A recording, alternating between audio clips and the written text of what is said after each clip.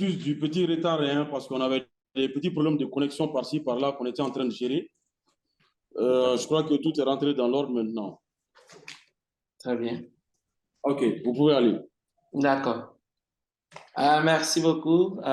Et c'est un plaisir pour moi d'être une fois encore invité à l'École malienne de la gouvernance de l'Internet pour discuter avec les internautes, les utilisateurs maliens sur les questions de gouvernance.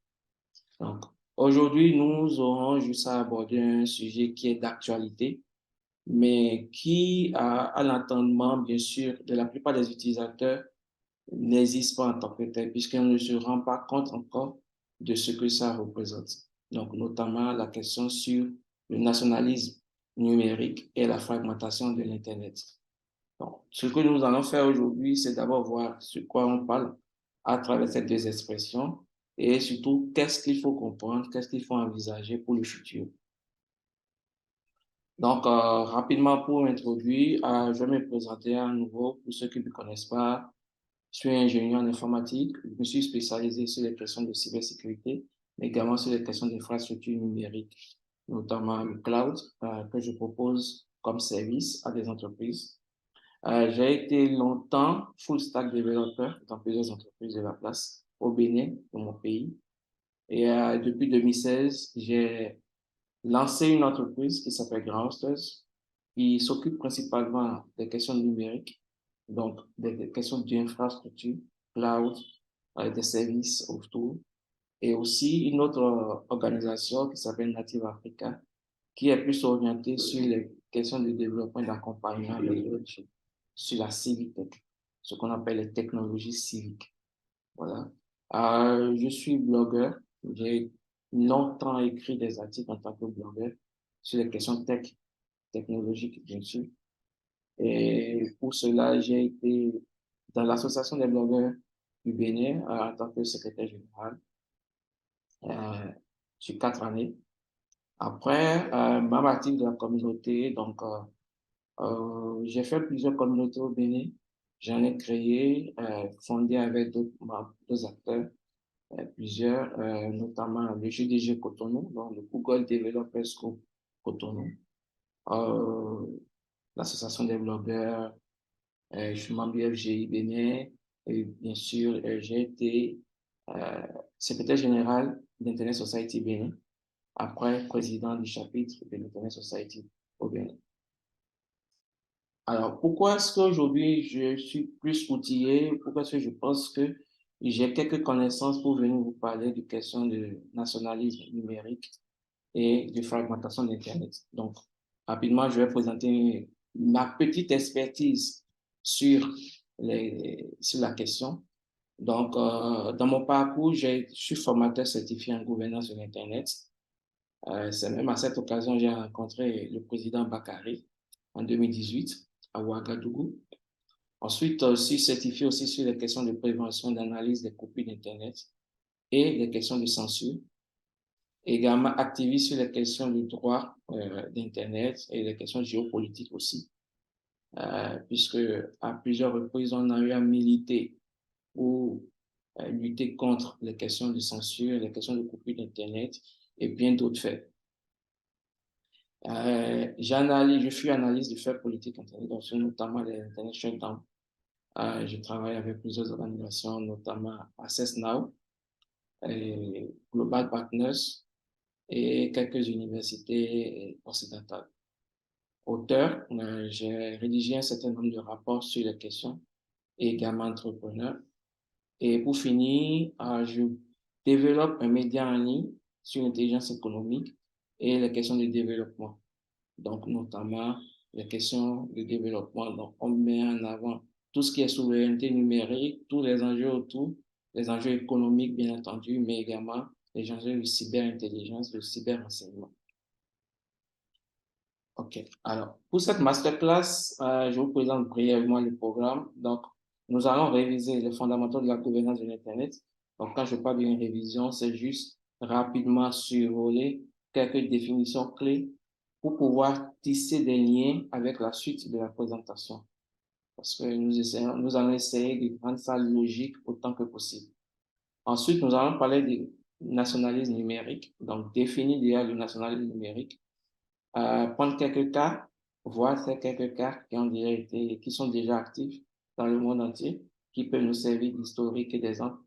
Parler aussi de l'impact des questions de souveraineté numérique sur la gouvernance de l'Internet.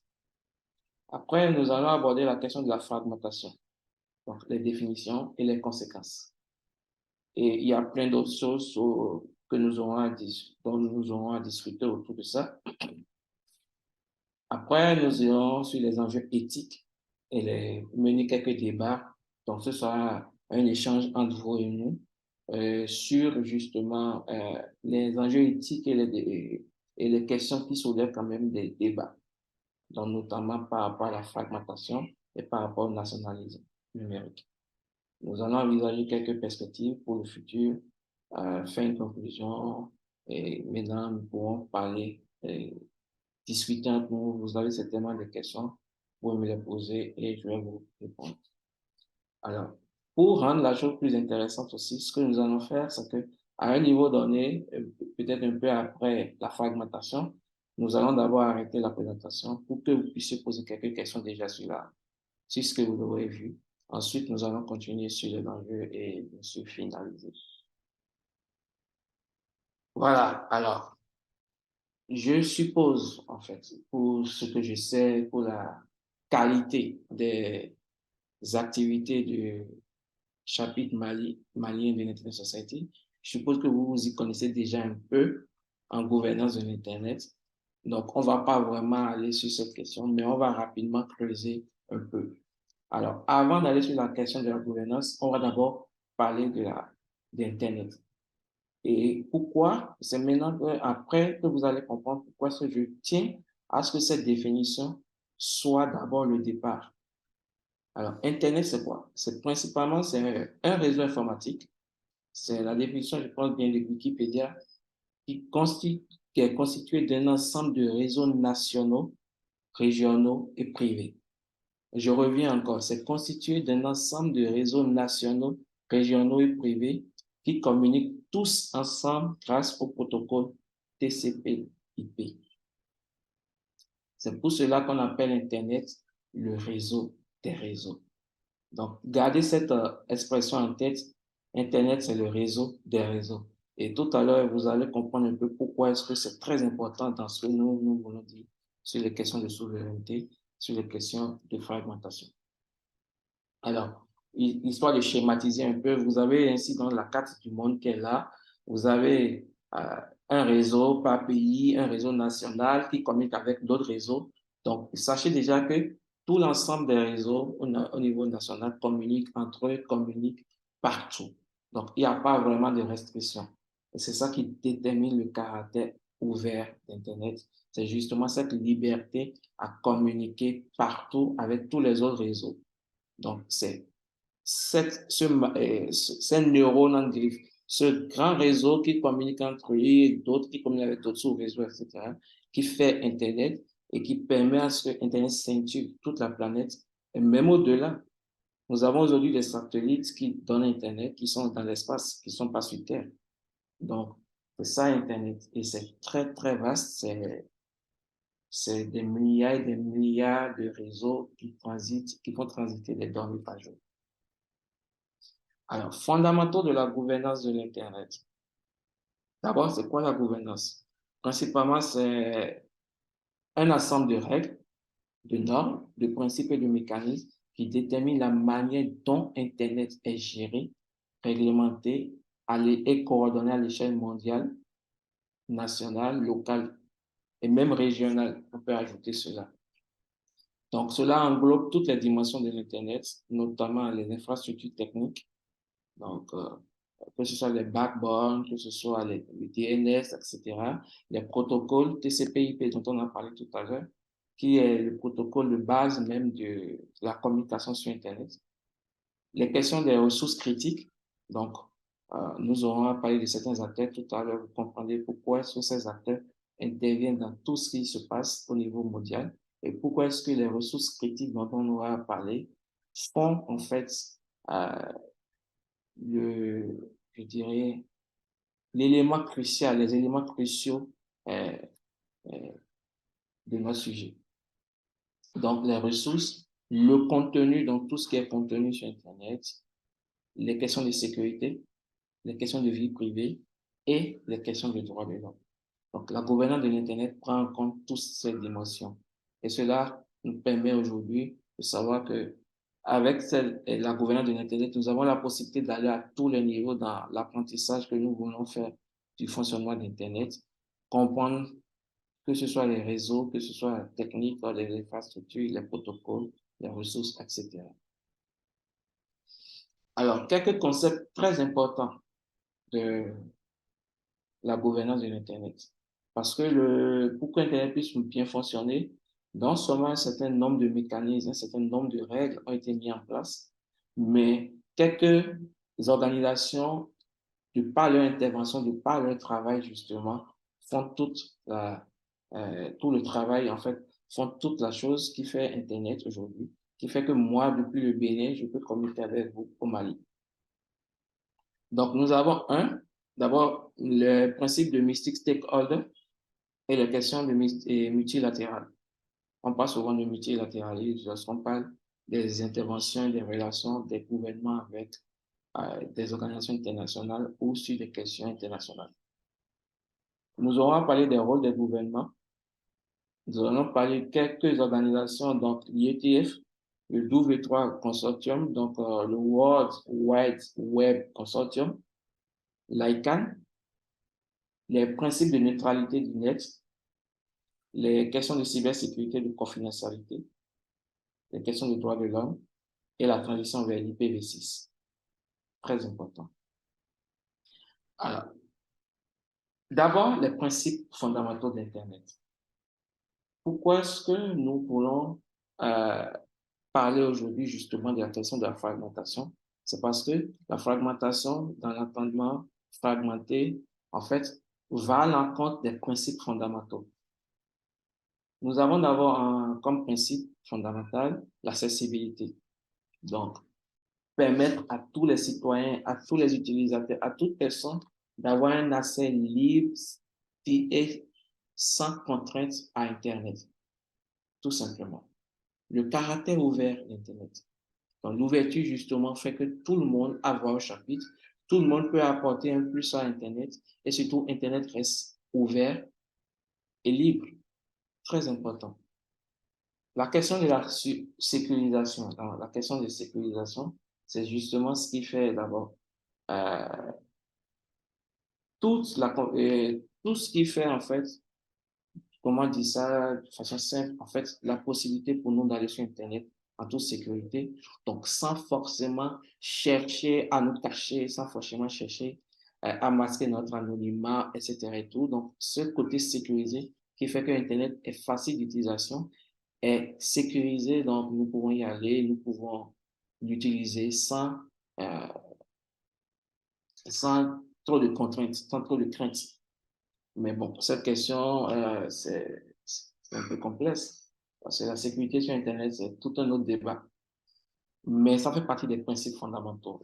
La question de l'universalité, qui parle aussi de la question de la disponibilité. Donc, Internet doit rester disponible. Disponible. Je peux être à n'importe quel endroit du Mali, n'importe quel endroit du Bénin, du Burkina.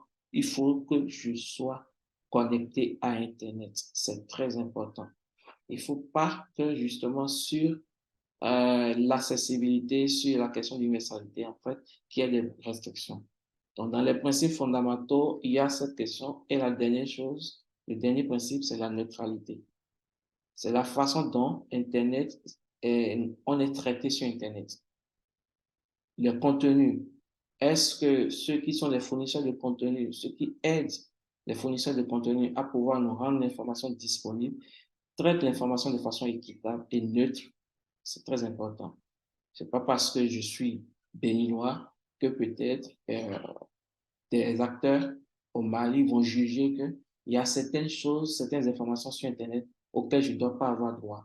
Donc, la question de la neutralité est cruciale également parmi les principes fondamentaux d'Internet. Alors, on Monsieur revient. Harold, on ne vous reçoit plus. Allô, vous me recevez?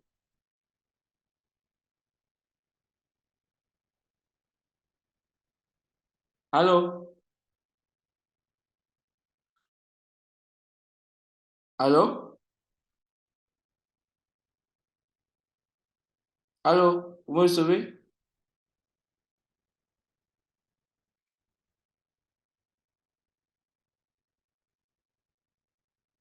Allô?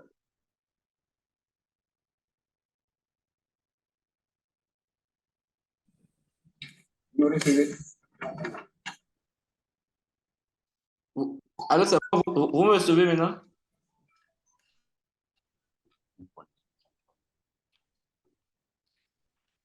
Vous me recevez?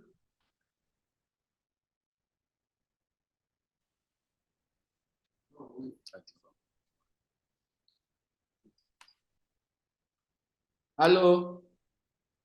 Oui, Monsieur Harold? C'est bon? Oui, c'est bon. D'accord, Ok, d'accord. Donc, je continue alors. Je ne sais pas, à quel niveau vous m'avez perdu, s'il vous plaît?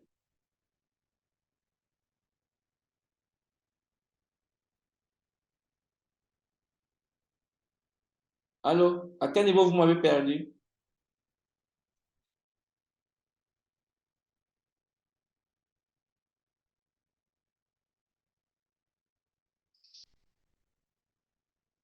D'accord. Donc, je continue alors, en attendant que peut-être sur des questions que vous n'aurez pas perçues, que vous me revenez plus tard. Donc, en revenant sur les principes, les concepts clés, nous allons parler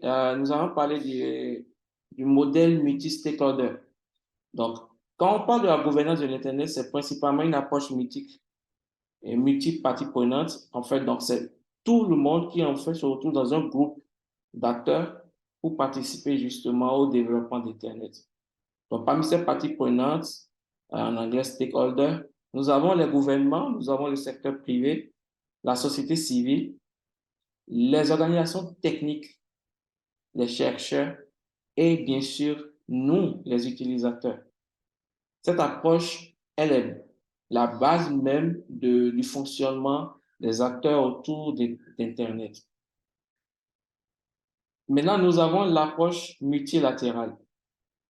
Donc, ces approches, justement, sont principalement sur les questions de la participation des gouvernements. Parce qu'il y a ce principe qui dit que un gouvernement, en fait, à la base, c'est que pour des intérêts qu'il intervient. Donc, ce n'est pas vraiment pour seulement des questions d'amitié, non. C'est plus pour des intérêts. Donc, l'approche multilatérale, justement, permet de converger l'ensemble des interventions, de participation des gouvernants, des gouvernements sur les questions essentielles, de façon à ce que on évite au maximum des différents conflits géopolitiques ou inter-États. Si vous me recevez pas, vous pouvez m'arrêter à n'importe quel moment, hein. Ça peut être des problèmes de connexion Internet.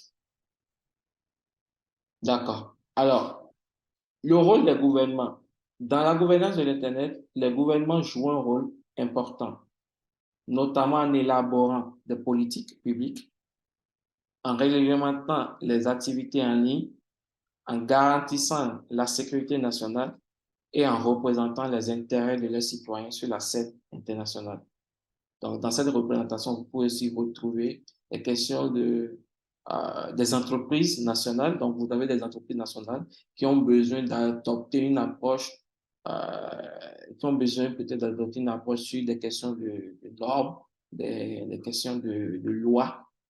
Le gouvernement aussi peut vous aider justement à pouvoir, au niveau international, euh, interagir et mettre vos questions sur la table de discussion.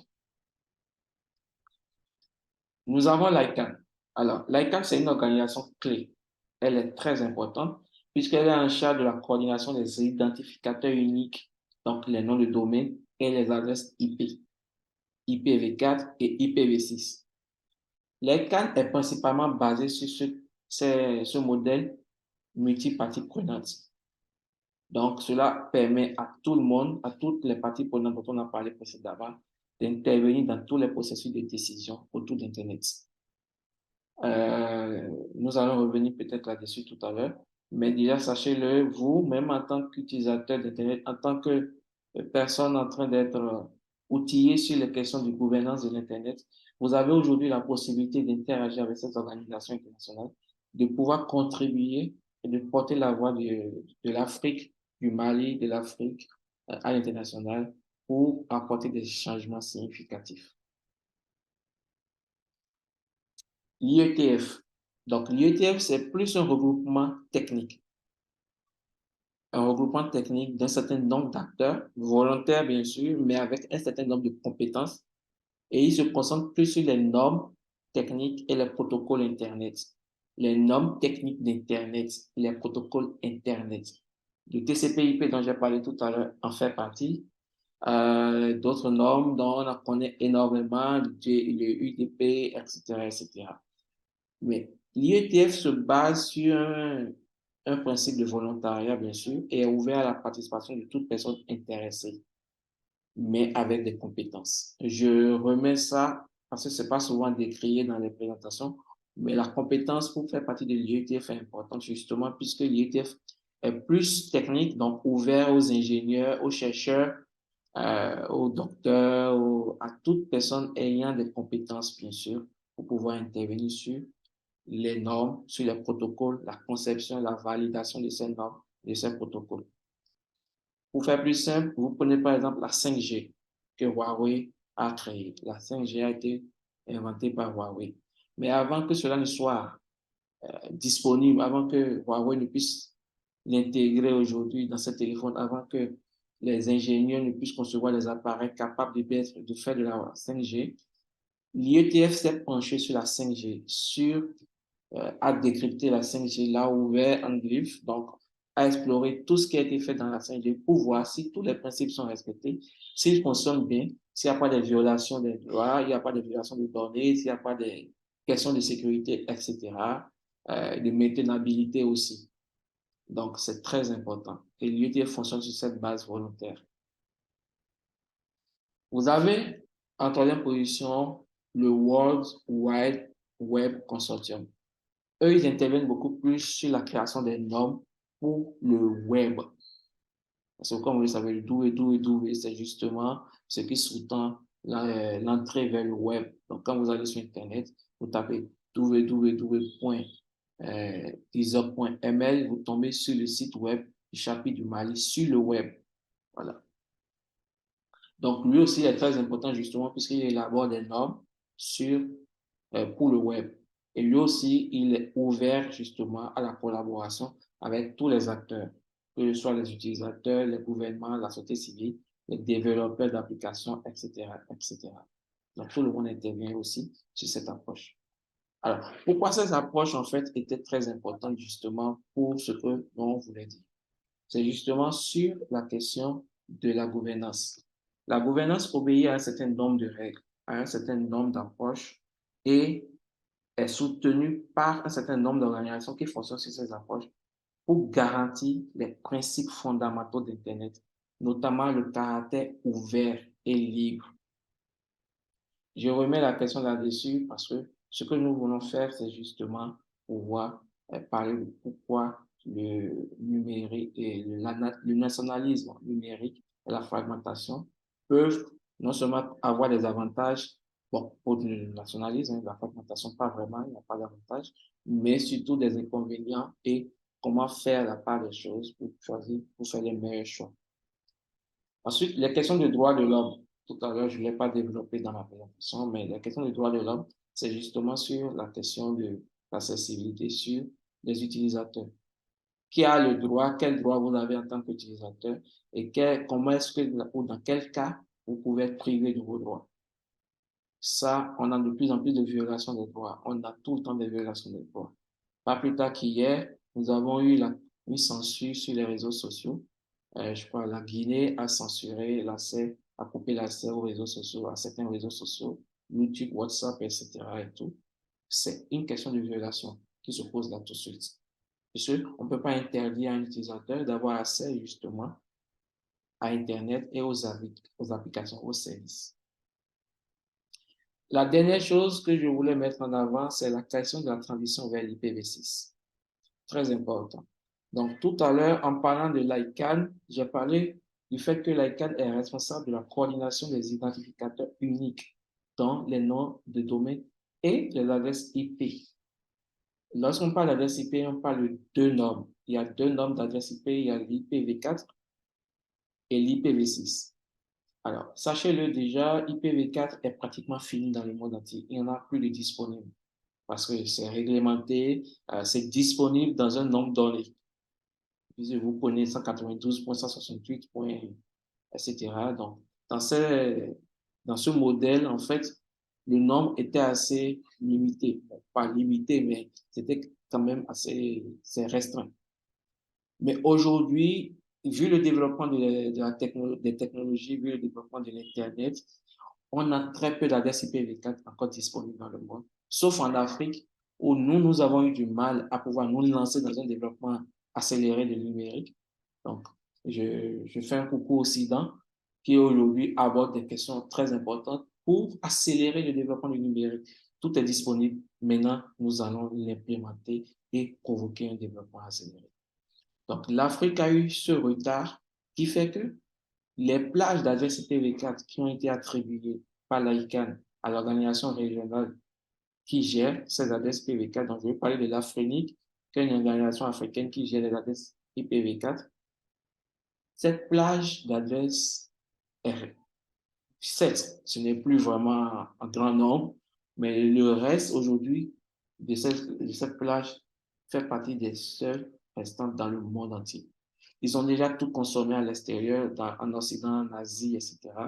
Et de plus en plus d'acteurs se jettent justement sur le reste des adresses IPv4 pour pouvoir les voler à l'Afrique.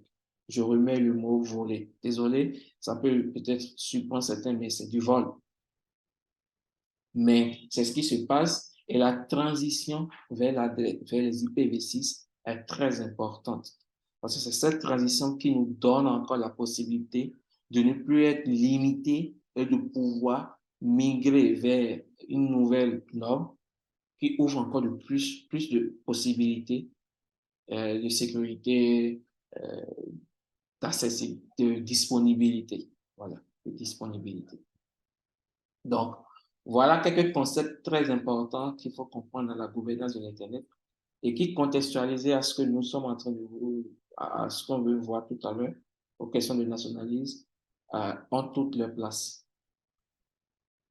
OK, alors, le nationalisme numérique, c'est quoi? Le nationalisme numérique, OK, également connu sous l'expression souveraineté numérique,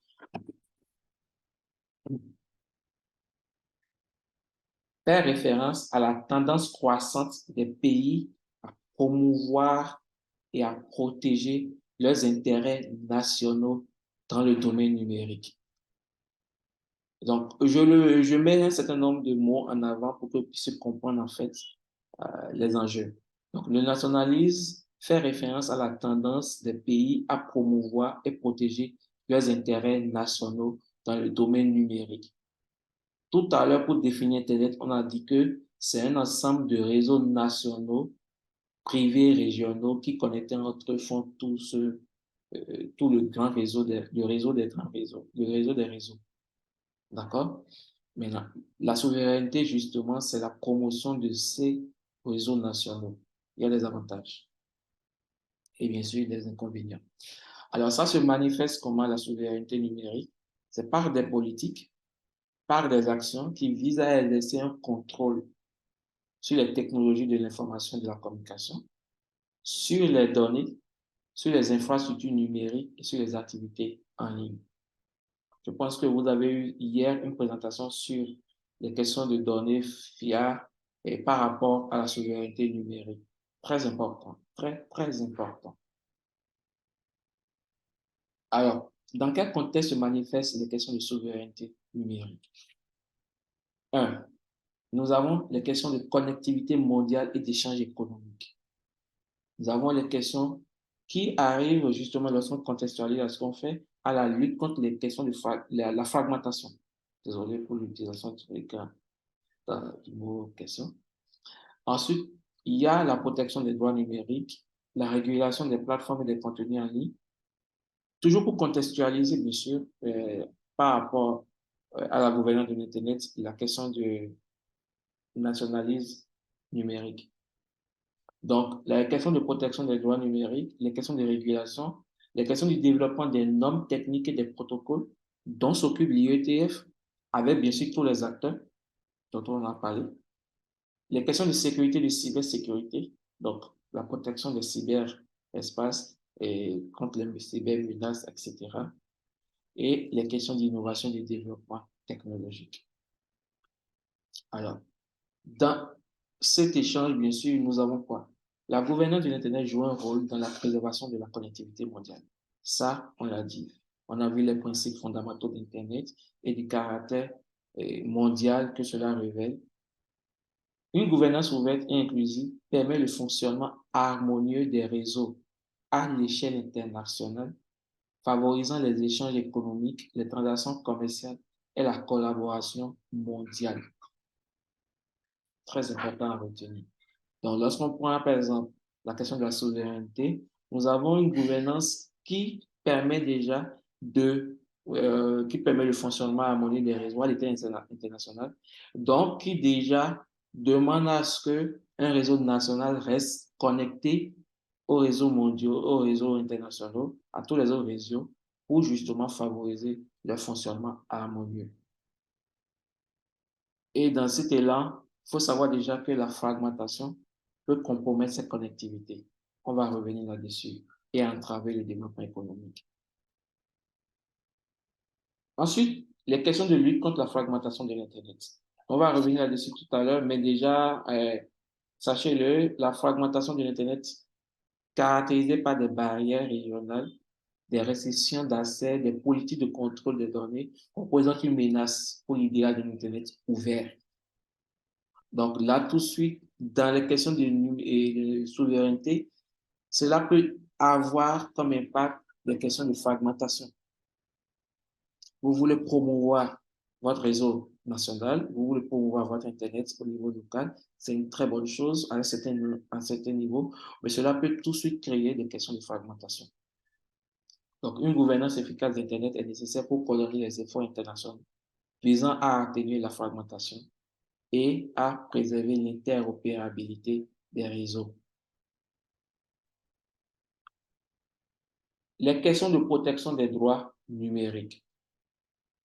Donc, dans un contexte de souveraineté numérique où certains pays adoptent des politiques visant à réguler et à contrôler l'Internet à des fins politiques, bien sûr, la gouvernance a un rôle crucial qui est justement de préserver les questions de liberté d'expression, de respect de la vie privée en ligne et de garantir l'accès à l'information sans entrave arbitraire.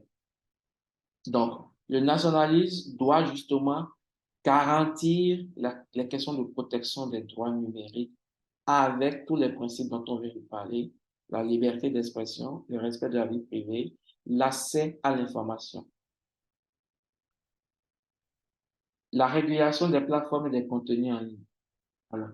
La gouvernance de l'Internet intervient aussi dans la régulation des plateformes et des contenus numériques, notamment dans un contexte où certains pays peuvent chercher à imposer des restrictions sur les contenus en ligne pour soutenir leur agenda politique. On va parler dans les détails, mais qu'est-ce qui se passe concrètement? C'est que nous avons de plus en plus les questions de privation de la liberté d'expression, de vouloir réguler le contenu qui est diffusé. Donc, on veut entraver les voix opposantes, etc. et tout. Je pense que tout à l'heure, vous aurez une présentation justement sur les questions de liberté d'expression et de fact-checking, etc. Vous allez mieux comprendre ce volet. Mais tout ça intervient dans la question de la gouvernance. Parce que pour respecter les principes, il faut justement que cela soit régulé, certes, mais que cela soit complètement encadré pour garantir le caractère ouvert, disponible, libre d'Internet et des contenus. Donc, pour une gouvernance équilibrée, on doit garantir la régulation sans compromettre, voilà, je l'ai dit tout à l'heure, la liberté d'expression et l'accès à l'information. Très important si on parle de souveraineté numérique. Les normes techniques, donc on parlait tout à l'heure du métier des normes techniques, donc tout ce qui fait que Internet fonctionne sans trop d'entraves. Aujourd'hui, là tout de suite, je vous parle justement grâce à un certain nombre de protocoles, que ce soit la voix sur IP, etc., qui vous permet à des milliers de kilomètres de pouvoir m'attendre et tout. Donc, le maintien de ces normes garantit l'interopérabilité d'Internet, des systèmes et des réseaux. Donc, pour justement respecter les questions de souveraineté, certes, il faut quand même maintenir les normes techniques et les protocoles. Donc, il faut faire les efforts concertés pour éviter une divergence des normes qui peuvent contribuer à la fragmentation et au problème de routage. Je ne l'ai pas développé ici, mais de plus en plus, on a des problèmes de routage entre les opérateurs, justement parce que tout le monde ne fonctionne pas avec les meilleurs, les principes de base ou avec des pratiques communes. Donc, la façon dont une personne déclare ses préfices et fait son routage peut ne pas être la même façon qu'un autre opérateur le fait et nous avons des conflits. Il peut vous arriver des jours de vous lever un matin et d'avoir du mal à accéder à Internet pendant 1 heure, 2 heures. Ça s'appelle juste parce que deux opérateurs ont généré un conflit de routage. Ça arrive très fréquemment, surtout chez nous ici au Bénin. Les questions de sécurité et de cybersécurité. Donc, la coopération internationale dans le cadre de la gouvernance de l'Internet est essentielle pour relever les défis de la cybersécurité. Les attaques en ligne, ça va au-delà des frontières. Et justement, la question de la collaboration internationale est nécessaire pour lutter contre les cybermenaces. Je ne dis pas comme ça, mais on peut avoir une cyberattaque en route sur le Mali, sur les instances critiques du Mali, mais justement parce que à cause du principe de la collaboration entre les États, entre les instituts techniques de cybersécurité nationale, bien sûr, en même temps le Bénin, l'Afrique du Sud, l'Israël, ou je donne un exemple tout simple, hein, la Russie, tous ces pays peuvent tout de suite envoyer, peuvent converger les informations rapidement vers l'ANSSI au niveau du Mali. Je crois que c'est l'ANSSI que vous avez, enfin, je vais peut-être, je me trompe peut-être, pour vous les informer que un certain nombre d'attaques veulent perpétrer sur le Mali. C'est la collaboration qui permet d'échanger des renseignements aussi cruciaux. Ce qui fait que tout de suite, les organes de sécurité, de cybersécurité du Mali prennent les mesures pour protéger les instances critiques. Donc, c'est très important justement pour que dans des questions de souveraineté, qu'on puisse garder cette ouverture à la collaboration, à la coopération internationale. Les questions de développement technologique, très important. Lorsque aujourd'hui on parle de souveraineté, c'est plus la promotion du réseau national et de la création au niveau national. C'est majeur. En Afrique, nous avons besoin de promouvoir ce que nous faisons en local. Nous avons besoin de ça. Nous ne sommes pas vraiment disponibles dans le monde entier. On ne nous voit pas, en fait. Pourtant, nous avons des personnes comme vous qui innovent, qui veulent en prendre plus et qui veulent vraiment changer les choses. Donc, il faut favoriser sur les questions de souveraineté, il faut favoriser l'innovation et le développement numérique en faisant la promotion de la collaboration internationale et l'échange d'idées. C'est très important. Voilà quelques principes clés justement qui soutiennent les questions de gouvernance de l'Internet par rapport aux questions de nationalisme numérique. Maintenant, quels sont les points clés à prendre en compte? Les questions de contrôle de données. C'est très important. Donc, lorsqu'on parle de souveraineté numérique, on parle de la localisation des données. Les données des Maliens sont où? Les infrastructures numériques du Mali qui permettent de contenir les données des Maliens sont localisées où?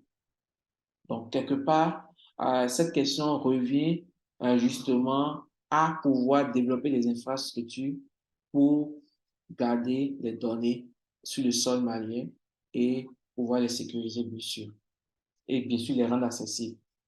Nous avons de plus en plus de pays qui développent des data centers nationaux. On a eu au Bénin, il y a eu dans mon pays, on a un data center national pour tout ce qui est données des États, donc de l'État plutôt, de l'administration, mais également de certaines entreprises critiques. Au Sénégal, au Rwanda, d'autres pays aussi sont en train de se lancer justement dans la construction des data centers nationaux pour maintenir l'ensemble des données critiques, les données, et les données des utilisateurs de leur pays à l'intérieur. Nous avons les questions de sécurité nationale et de cybersécurité. Cela fait que, si le point clé, nous avons les questions de surveillance et de contrôle des réseaux, c'est très important pour prévenir contre les menaces. C'est très important pour maintenir le réseau disponible, le réseau Internet disponible dans votre pays. C'est très important pour garder un certain nombre d'éléments importants sous contrôle et ainsi donc éviter les cybermenaces, permettre aux entreprises d'avoir un accès plus rapide, etc. Je pense que peut-être dans le développement, l'Internet Society du Mali vous parlera des points d'échange qui sont très importants justement sur les questions de souveraineté numérique. Les questions de protection contre cyberattaques, c'est important, c'est très important. Tout à l'heure, je parlais de la convergence d'informations vers le Mali. Dans une approche de souveraineté numérique, justement, maintenir des informations, des données au niveau critique et critique au niveau national avec toute une infrastructure bien organisée permet déjà de pouvoir stopper des menaces. Je le dis comme ça, mais supposons que vous avez des données des utilisateurs maliens au Mali, mais avec des réplications en France ou en Nouvelle-Zélande ou en Norvège, etc. Vous ne le savez pas. Mais vous avez un site web qui, par exemple, a des données des utilisateurs, mais qui a ses serveurs, peut-être une partie au Mali et d'autres parties un peu partout. C'est pas mal. Pour des questions de disponibilité dans le monde entier, c'est toujours bon d'avoir des réplications un peu partout.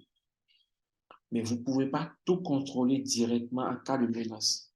Parce que lorsqu'une menace vient vers le Mali, vous avez la possibilité peut-être d'enrayer cette menace, mais vous n'avez pas la possibilité d'intervenir aussi rapidement que possible pour bloquer les autres instances qui contiennent les informations dont les cyberattaquants ont besoin.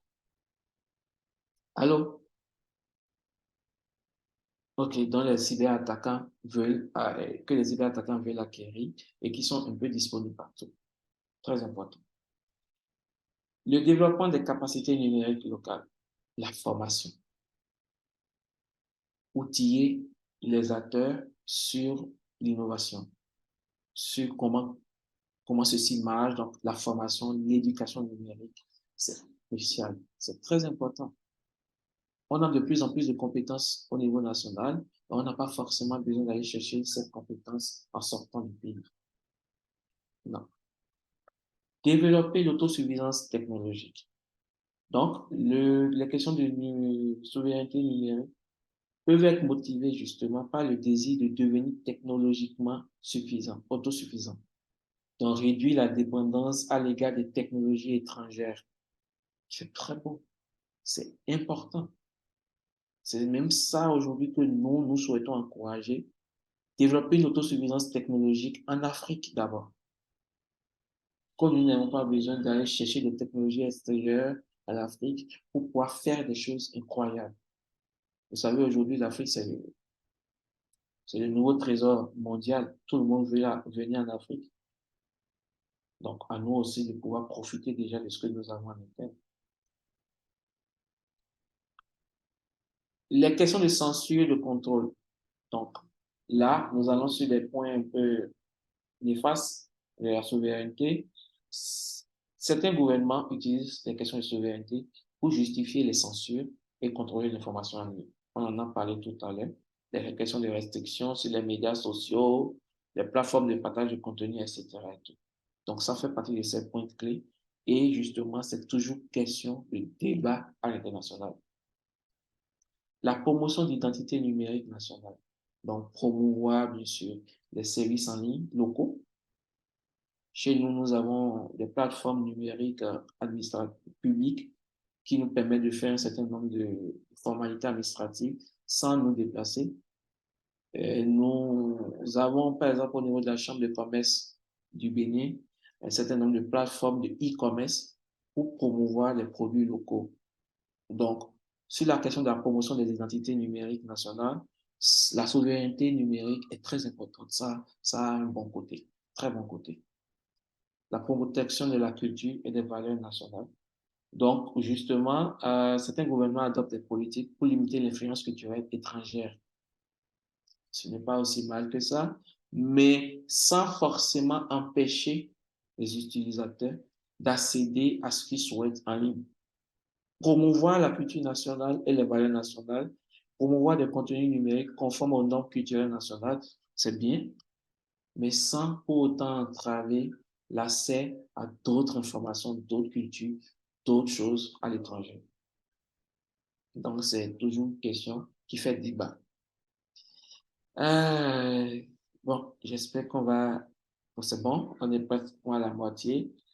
Alors, sur les questions de souveraineté, nous avons les défis de la coopération internationale. Donc, le nationalisme numérique peut poser des défis à la coopération internationale en créant des divergences dans les approches. Donc, la façon dont le Mali interagit peut-être à l'international sur certaines questions peuvent différer, peuvent diverger de la façon dont d'autres ensembles ou d'autres principes sont respectés par d'autres États. D'accord? Donc, cela peut compliquer les discussions, oui, sur la création des normes techniques, des protocoles et entraver peut-être à certains niveaux la résolution des problèmes frontaliers, transfrontaliers liés à Internet. Il y a les bons côtés sur les questions de coopération internationale, mais cela peut aussi, quand on sous-tend ça, quand on oppose ça à la souveraineté numérique, on peut aussi avoir un certain nombre de problèmes à résoudre. Les répercussions sur les entreprises multinationales. Nous parlons par exemple, on prend un exemple tout simple, Facebook. Les politiques de nationalisme numérique peuvent avoir des répercussions sur les entreprises internationales, puisque justement, en les obligeant à adopter et à s'adapter à des environnements réglementaires, cela peut amener Facebook à réviser peut-être sa disponibilité ou ses services au niveau du Mali, parce qu'on ne peut pas forcément les obliger à vous proposer tous les services, mais en respectant peut-être les règles. Je donne un exemple, je ne dis pas que c'est le cas, mais on suppose que, par exemple, le gouvernement malien décide de tasser Facebook sur un certain nombre de questions. Facebook peut dire, déjà, bon, vu déjà le trafic que nous faisons au Mali, nous allons juste réduire certains services disponibles au Mali. Parce que si nous allons dans ce sens, dans le sens du gouvernement, nous allons perdre beaucoup d'argent, nous allons dépenser beaucoup trop d'argent, nous allons être obligés de réviser notre politique en Afrique et ça ne peut pas nous arranger puisque nous avons un seul cas, le Mali. Donc, dans les questions de souveraineté aussi, il y a aussi des répercussions sur les entreprises multinationales et c'est justement des débats qui sont toujours, qui reviennent souvent sur la table parce que de plus en plus, nous souhaitons que les services disponibles ne soient pas vraiment, c'est-à-dire que cela puisse profiter aux Maliens, à l'État malien, aux institutions maliennes, aux entreprises maliennes, sans pour autant diverger des autres services proposés dans les autres pays. C'est important. Et sur les questions de souveraineté, ces questions reviennent souvent sur la table. Et pour finir sur les points clés, nous avons la promotion des produits et des services locaux. Je parlais tout à l'heure des plateformes locales, je parlais des services numériques locaux. Donc, favoriser justement le développement de ces plateformes, de plus en plus d'initiatives de ce genre au niveau local. Ça, c'est un bon côté, c'est un très bon côté. Réglementer le commerce électronique, donc des restrictions pour aider les acteurs locaux à pouvoir émerger. Ça aussi, ça a son bon côté, mais toujours est-il que je reviens sur le principe de tout à l'heure, sans pour autant empêcher les autres acteurs d'avoir la même présence. Et ça revient à la question de neutralité dont on a parlé tout à l'heure. La disponibilité au même titre des services et du contenu. Et pour finir, les réponses que nous apportons sur les questions de souveraineté numérique, les réponses que les États apportent aux conflits géopolitiques. Donc, cela peut être exacerbé, la souveraineté numérique peut être exacerbée justement en réponse à des conflits géopolitiques, conduisant des politiques qui visent à limiter l'influence étrangère sur l'Internet national. Ça arrive. Et de plus en plus, nous avons des conflits géopolitiques dans le monde. Et de plus en plus, nous avons des attaques qui arrivent un peu partout pour justement limiter des choses comme ça. Je vais revenir là-dessus tout à l'heure, mais par exemple, sur cette question, il a été demandé à l'ICANN, aux États-Unis et à certains autres acteurs clés de couper Internet à la Russie lors de l'invasion de l'Ukraine. Heureusement, personne n'est allé dans ce sens. Parce que les conséquences vont au-delà de ce qu'on essayait de régler avec cette invasion. Les conséquences étaient plus énormes que ce qu'on voulait vraiment résoudre. Personne n'est allé là-bas parce que justement, les questions de souveraineté numérique, ça peut arriver, mais sur les questions d'interopérabilité, sur les questions de caractère ouvert et disponible, on ne peut pas, même s'il y a des conflits géopolitiques, on ne peut pas empêcher un État d'avoir accès à Internet. C'est interdit. C'est interdit. Et tout à l'heure, nous allons voir pourquoi est-ce que cela peut avoir des répercussions que personne ne souhaite avoir. Alors, quelques cas de nationalisme numérique. Waouh, on est l'heure est avancée déjà. Alors, on va aller un peu vite. Nous avons la Chine. La Chine a déjà mis en place ce qu'ils ont appelé le Great Firewall, qui est un système de censure et de filtrage de contenu en ligne afin de contrôler l'information accessible aux citoyens. Donc, je vous parlais tout à l'heure des bons côtés, des mauvais côtés de la souveraineté numérique, mais sachez-le, certains États ont adopté tous les côtés. Il y en a de plus en plus. La Chine promeut activement la cybersouveraineté, donc cherche à avoir un contrôle maximum sur l'Internet à l'intérieur de ses frontières. Donc, elle encourage le développement des technologies nationales et nous en profitons d'ailleurs avec, comme je le disais tout à l'heure, Huawei, qui a développé la 5G et tout, mais maintient déjà que ce développement soit d'abord sous contrôle, en fait, à l'interne.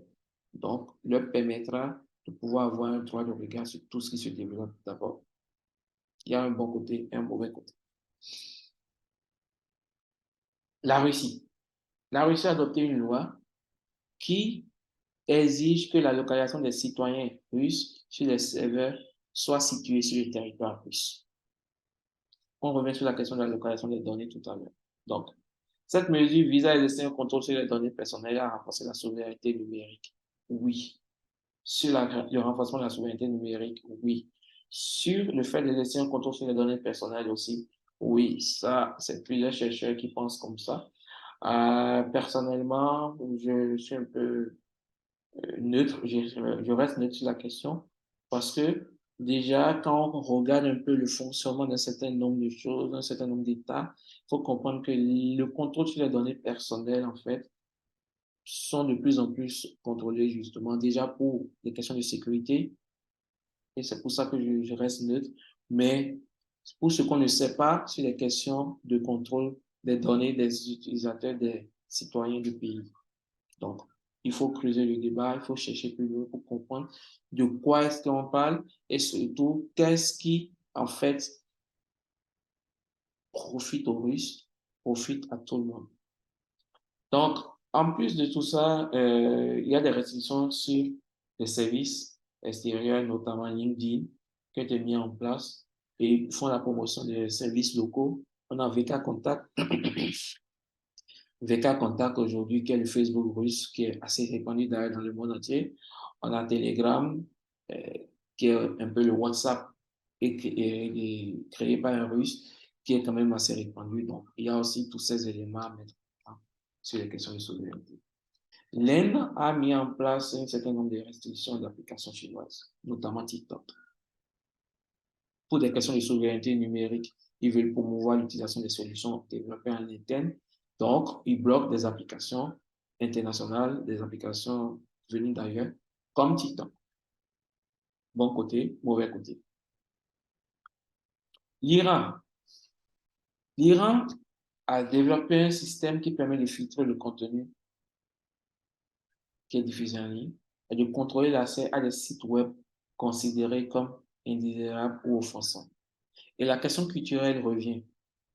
La question culturelle, elle revient parce que justement, à cause de cette culture que l'Iran développe, ils ont jugé qu'il fallait bloquer l'accès à des contenus qu'ils jugent indésirables ou offensants. Et je reviens sur ce que je disais tout à l'heure. On peut promouvoir les questions culturelles avec Internet, avec la souveraineté numérique, sans empêcher l'accès à l'information. Les restrictions sont imposées aux réseaux sociaux et à d'autres plateformes en ligne pour limiter l'influence étrangère en Iran. Nous avons les États-Unis qui ont restreint justement des applications chinoises, TikTok, WeChat, mais également il y a une guerre industrielle entre les deux États, une guerre technologique qui fait que c'est devenu une course à l'innovation technologique et la technologie chinoise n'est pratiquement pas autorisée désormais aux États-Unis. Donc, c'est tout un problème. Moi, je juge même que c'est l'un des plus gros problèmes liés aux questions de souveraineté sur lesquels nous devons nous pencher. Alors, d'autres cas, nous avons la surveillance en ligne de la Turquie. Nous avons ce pays dont on ne parle presque jamais, mais qui quand même est un modèle de censure, un modèle de fragmentation de souveraineté, la Corée du Nord. La Corée du Nord a une fermeture pratiquement totale à l'Internet mondial. Donc, il faut déjà être en Corée du Nord pour savoir comment se passe Internet là-bas. Pour les informations que nous avons, que j'ai pu lire de part et d'autre, il existe un Internet local, mais juste accessible à certains citoyens.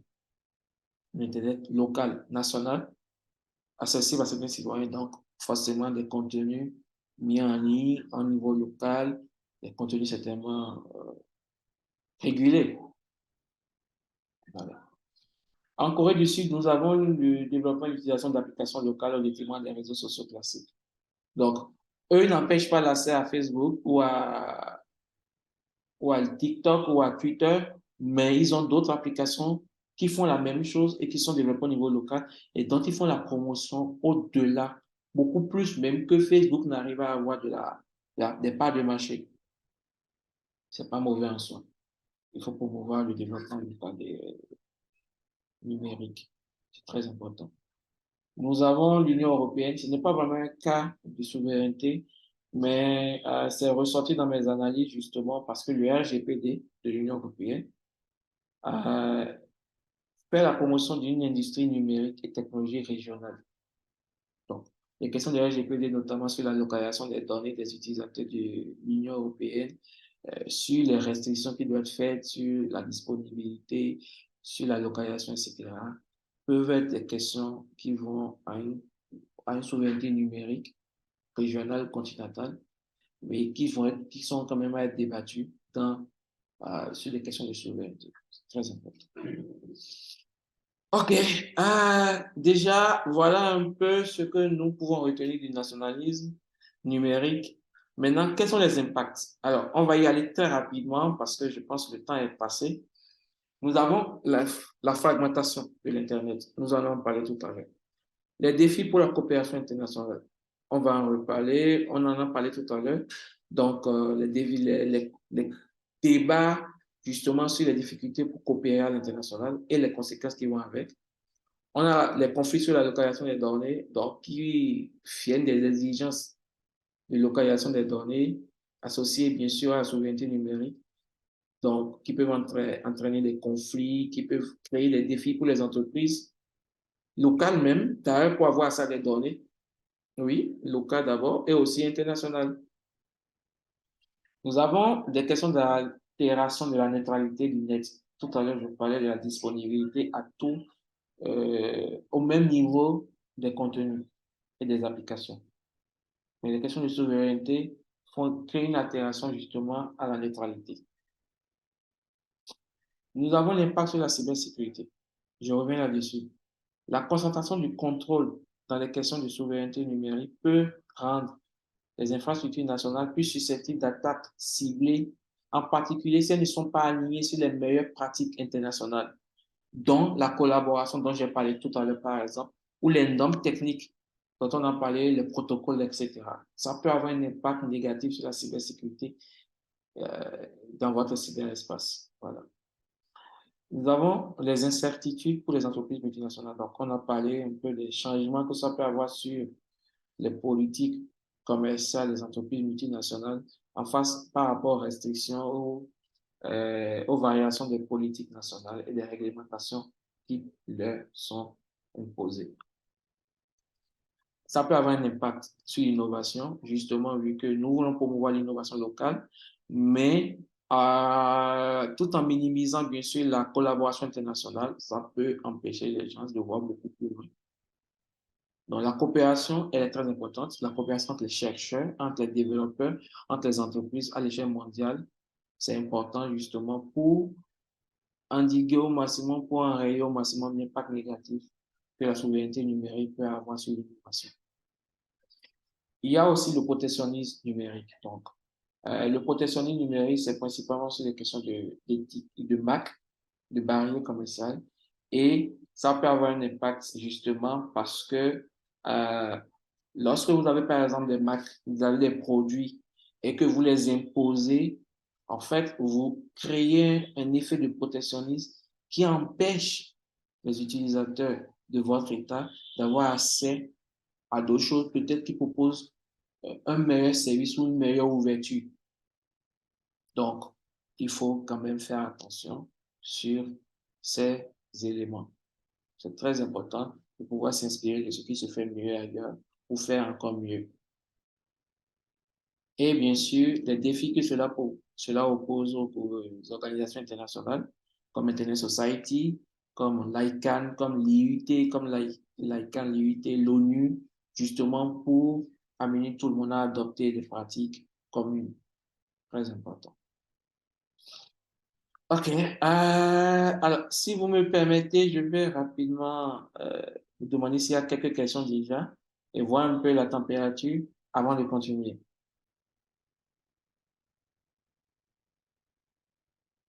Allô?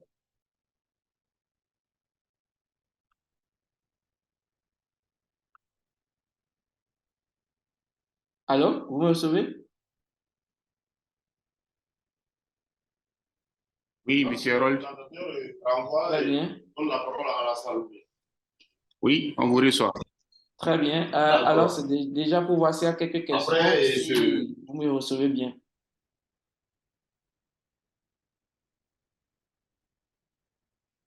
Est-ce qu'il y a des questions? OK. Monsieur Harold? Oui. Allô? Allô? OK. Il y a quelqu'un qui a une question à poser. D'accord.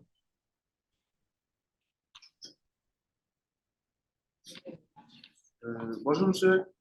Bonjour. Bonjour. Et moi, ma question, c'est par rapport au cas du Mali. Tout à fait. Et vu les concepts de cybersécurité et vie privée et le respect de vie privée, moi, j'aurais voulu savoir quels conseils pourriez-vous donner aux jeunes et les utilisateurs finaux qui utilisent Internet dans diverses régions. Très bien. Alors, cette question, elle est très importante et d'ailleurs, même ça fera partie des projections dont nous allons parler vers la fin. Mais déjà, sachez que sur les questions justement de souveraineté, il faut garder en tête je dirais, les avantages. Parce que déjà, quand on prend en compte la question de sécurité, sur notamment la localisation des données, par exemple, au contrôle des, des infrastructures par l'État, nous avons déjà la capacité de pouvoir non seulement prendre la mesure des menaces qui peuvent venir d'ailleurs, et de pouvoir y répondre, mais en favorisant justement la collaboration. Et pour les jeunes, on va revenir là-dessus, la question, elle est très importante parce que déjà que vous faites la promotion, bien sûr, de ce que vous faites en local et tout, vous devez vous assurer que les questions de sécurité sont respectées et vous en assurez par vous-même, si besoin, selon vos compétences. Donc, sur ces questions, nous allons peut-être revenir là-dessus. Ce sera un débat qu'on va mener, mais sachez-le déjà, la sécurité sur les questions de souveraineté, elle est très importante et c'est ça qui vous promet, qui vous protège et qui garantit la fiabilité de ce que vous apprenez, la fiabilité des données que vous avez, de ce que vous émettez aussi et la promotion de ce qui va avec. Donc, nous allons revenir là-dessus beaucoup plus tard. Ce sera un débat certainement. OK. Il y a d'autres questions? En fait, je crois qu'on a un peu dépassé le temps, hein. Normalement, il était censé arrêter, mais je voulais au moins Oui, m'assurer oui. que... Hmm. D'accord. Bon, on va y aller Oui, rapidement. allez-y. Allez-y, vous avez. D'accord, d'accord, ça Mhm. marche. OK, alors la deuxième partie de notre présentation concerne le fameux split Internet ou la fragmentation d'Internet. Donc, j'ai voulu illustrer ça avec une image. Vous avez... euh, c'est chez moi ici, hein, vous avez un ensemble d'îlots qui forment ce qu'on appelle une cité lacustre, mais c'est isolé. Il y a plein de trucs isolés, on a des petits îlots, etc., etc., etc. C'est un peu comme si on avait fragmenté un bout de terre. Bon, ça ne veut rien dire, mais cela nous donne déjà une idée à peu près de ce qu'on veut développer dans la fragmentation d'Internet. Et c'est quoi le split Internet? La fragmentation d'Internet, ça vient déjà avec split, qui est divisé, et Internet. Donc, diviser Internet, la division d'Internet. Il fait référence à la possibilité d'une fragmentation de l'Internet en plusieurs réseaux distincts et cloisonnés. Donc, ils vont à l'encontre de tous les principes fondamentaux dont on a parlé. Plutôt qu'à un Internet global, unique et interconnecté. Donc, l'idée derrière, justement, est que des politiques nationales, des réglementations, des contrôles techniques pourrait conduire à la création de sections distinctes d'Internet, chaque section répondant aux lois et aux réglementations d'un pays ou d'une région spécifique. Pour faire simple, aujourd'hui, vous vous levez, donc vous n'avez pas de problème avec votre Internet, vous allez sur Internet, vous allez sur Facebook, aucun problème, vous allez sur Wikipédia pour apprendre, pour prendre des données, des informations, aucun problème. Vous allez faire des recherches sur Google, plein de problèmes, plein de trucs que vous voulez apprendre, pas de souci. Ça, c'est un caractère d'Internet ouvert. Mais dans un caractère d'Internet national et fragmenté, on dit par exemple, pour des questions de souveraineté numérique, on bloque l'accès à Facebook. On crée une copie de Wikipédia avec des informations locales. Donc, vous avez accès à des informations concernant le Mali sur des divers sujets. Mais si quelqu'un sait faire une recherche sur moi, par exemple, la personne ne pourra pas savoir qui je suis, où j'habite, ou dans quel pays, qu'est-ce que je fais, sur quoi je suis bon, si je peux aider, si on peut m'aider, si on peut m'apporter quelque chose, si je peux apporter quelque chose. On ne le saura pas puisque l'ensemble des plateformes où mes informations sont disponibles ne sont pas accessibles. Ça, c'est aussi un problème. Vous allez sur Google. On remplace cela par un moteur de recherche qui a été créé au niveau local pour promouvoir justement les contenus locaux. Oui, très bon. Mais vous n'avez pas accès au contenu étranger. Problème. C'est ça, Split Internet. C'est justement euh, ce qui fait que des États décident, par exemple, d'isoler leur réseau national des autres réseaux. Donc, on revient à la définition d'Internet au départ, qui est un ensemble de réseaux nationaux connectés entre eux et qui fait le réseau des réseaux.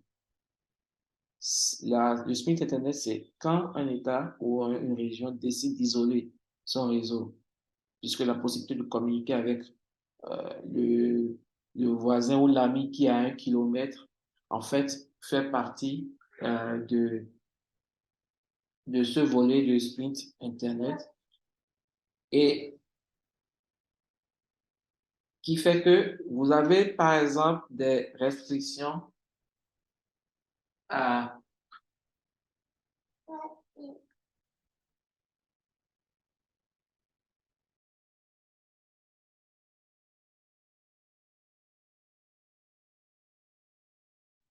Oui, désolé, rapidement. Alors, je disais que c'est justement ces genres de règles qui font que des États décident, par exemple, de rediriger votre accès à des sites euh, habituels, des sites comme Facebook, des sites internationaux, vers des sites différents ou carrément de supprimer ou de bloquer l'accès à ces sites.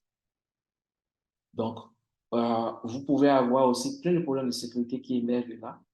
Donc, les noms, les adresses ne sont pas forcément fiables, vu que déjà, on ne sait pas dans quel contexte ces plages, ces nouvelles plateformes ont été développées. Et de plus en plus, cela crée problème cela favorise le travail des hackers nationaux, des hackers, tout simplement. Donc, nous avons des frontières qui apparaissent dans le système. La liberté, la circulation, la liberté dans la circulation de l'information est désormais restreinte, voire supprimée. Donc, lorsque vous arrivez à ça, vous avez quoi? Vous avez des conséquences. La connectivité mondiale dont on en parlait tout à l'heure est réduite. Les barrières émergent sur les questions commerciales et économiques. Donc, tout ce qui est échange est désormais limité au niveau local. Donc, si vous avez l'habitude de travailler avec des partenaires internationaux, ben, vous pouvez plus, tout simplement. La question de la collaboration internationale, de la coopération internationale est totalement réduite, puisque de toute façon, vous n'avez plus accès à l'international, donc cela impacte l'innovation. Vous avez de plus en plus de violations des droits numériques, donc déjà l'accès à tout ce que vous voulez comme information sur Internet, l'accès libre à toute information. Le renforcement de la censure du contrôle gouvernemental, bah, ça va de soi. Les difficultés pour tous les utilisateurs qui sont à l'extérieur du pays. Ils ont des difficultés pour accéder à du contenu dans le pays. Puisque de toute façon, ils sont hors du réseau national désormais, qui est fragmenté, donc qui est isolé de tout le reste. Et ça pose déjà énormément de problèmes avec vos amis, vos frères, vos partenaires, etc., vos clients qui sont à l'étranger. Et bien sûr, il y a plus en plus de défis pour les ressources critiques d'Internet et les noms de domaine, puisque vous n'êtes plus disponible à l'international. Comment vous allez gérer vos noms de domaine en local, ça reste quand même un autre problème. Histoire de revenir rapidement sur un élément très important à retenir. Lorsqu'aujourd'hui on parle de coupure d'Internet, vous voyez, un État décide par exemple de couper Internet, justement pour limiter la propagation des fake news, bon, c'est les raisons qui sont données, ou limiter peut-être les nouvelles qui sont autour d'une manifestation politique, les appels à manifester, ça arrive très fréquemment en Afrique. Pour les autres États, pour les autres continents, je ne regarde pas trop, mais en Afrique, comme je vous l'ai dit, même dernièrement, hier, j'ai lu des choses sur la Guinée. Donc, qu'est-ce que cela veut dire? Cela veut dire que vous isolez, vous coupez l'accès à Internet dans votre pays. Donc, de cette façon, vous coupez votre pays, même si c'est 24 heures, 48 heures, 72 heures, vous coupez votre pays du réseau mondial. C'est un ensemble de milliards de routes qui sont dans les sous-réseaux dont on a parlé. Donc, l'information peut transiter par le Mali. L'information qui quitte le Bénin peut transiter par le Mali pour aller en Norvège, pour aller aux États-Unis. Ça, c'est des choses, c'est comme ça que ça fonctionne. Tout le monde reçoit, tout le monde transite pour tout le monde transfère pour tout le monde. Voilà. Mais lorsque vous isolez votre pays, le système est pénalisé puisqu'il ne dispose plus des routes qui passent par votre État, par votre cyberespace. Il est obligé de recomposer avec une nouvelle architecture. Donc, il y a déjà des dommages en interne, mais aussi à l'extérieur de votre pays. Lorsque l'Internet revient, donc lorsqu'on redonne l'accès, il va falloir encore que ce réseau puisse composer avec tous ces éléments divergents. Et là, tout de suite, nous avons encore quoi? Nous avons de plus en plus de conflits qui émergent. Donc, parfois, après avoir donné un accès, rétabli l'accès à Internet, après une coupure, euh,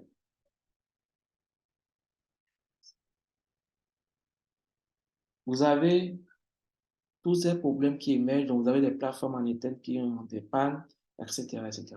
Mais il faut comprendre que dans les questions de split Internet, les questions de coupure ont une très grande importance. Et le réseau ne marchera plus aussi bien pendant au moins un moment après une coupure. Donc, c'est pas du tout bon. C'est vraiment pas bon.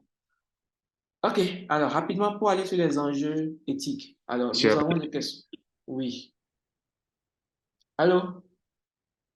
Harold, oui, est-ce que vous pouvez conclure rapidement? On est un peu pris par le temps.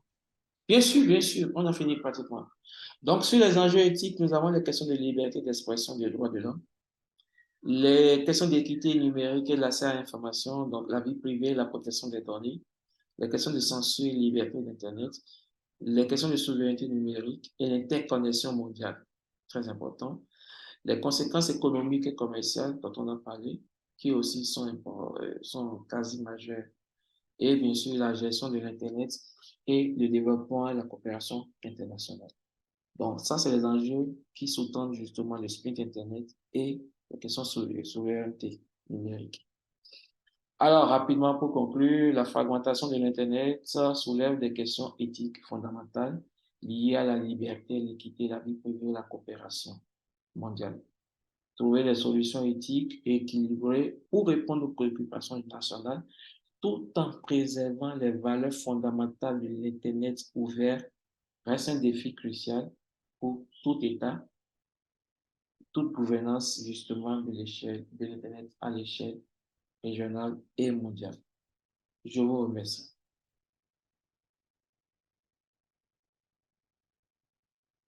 Voilà, donc j'ai fini un peu rapidement avec ma présentation. Je reste disponible, désolé, je reste disponible si vous avez des questions. Je pense qu'on est vraiment pris par le temps, donc on va y aller très rapidement et conclure. Merci. Merci. Applaudissez encore pour Monsieur Harold. Oui. Donc, c'est la phase questions et réponses. Si vous avez des questions, vous pouvez venir ici poser votre question. Est-ce que quelqu'un dans la salle a une question? Donc, vous avez tout compris. Oui, vous n'avez rien compris. Alors, venez poser vos questions. Pour les zones d'ombre, voilà, sur les incompris et puis tout.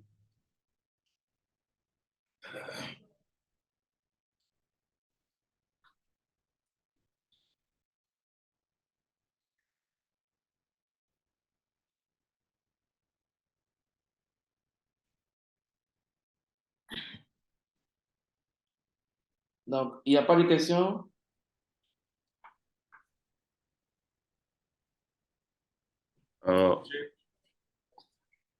OK, il y a une question.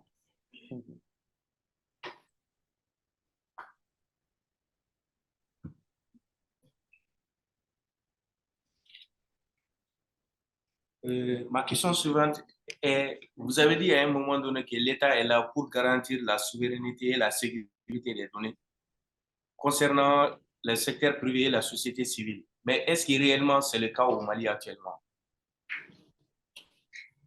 Alors, c'est une très bonne question et déjà, je pense que le président Bakary est bien outillé, mieux que moi, pour répondre à ça. Mais il faut quand même prendre un élément en compte. Le Mali, pour ce que nous avons perçu de l'extérieur, est aujourd'hui en face à un certain nombre d'enjeux. pour faire plus simple, aujourd'hui, le Mali est en train de se reconstruire. Donc, toutes les questions que vous avez à poser justement sur la garantie que vous voulez avoir par rapport à la disponibilité de ces principes ou au respect de ces principes par l'État malien font partie des éléments que non seulement vous devez creuser, mais que vous devez aussi aider l'État malien à construire. Et c'est là que la gouvernance de l'Internet intervient. C'est à vous aujourd'hui de faire ce travail si ce n'est pas encore fait. Et plus que jamais, justement, sur la question du Mali, on a de plus en plus d'initiatives, de plus en plus d'implications de l'État sur les questions de gouvernance et sur les questions de développement du numérique. Donc, pour ce que je peux dire, en attendant, bien sûr, comme je le dis, moi, je pense que ce principe, même s'il n'est pas encore disponible, il est certainement en cours d'élaboration. Voilà. Voilà ce que je peux vous répondre.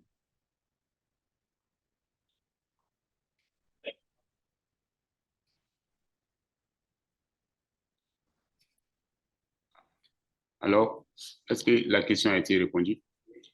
D'accord. Merci, M. Harold. À la prochaine, Inch'Allah. À la prochaine et merci pour M. Harold, nous l'occasion. allons vous demander d'activer votre Caméra? d'activer votre caméra pour la photo de famille, s'il vous plaît. Tout à fait. Hey, nous voulons vous voir. C'est bon? Derrière cette jolie présentation.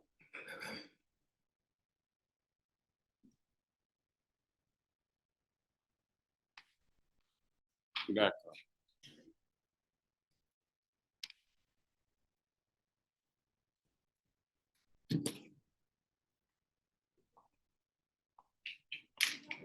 D'accord, applaudissez.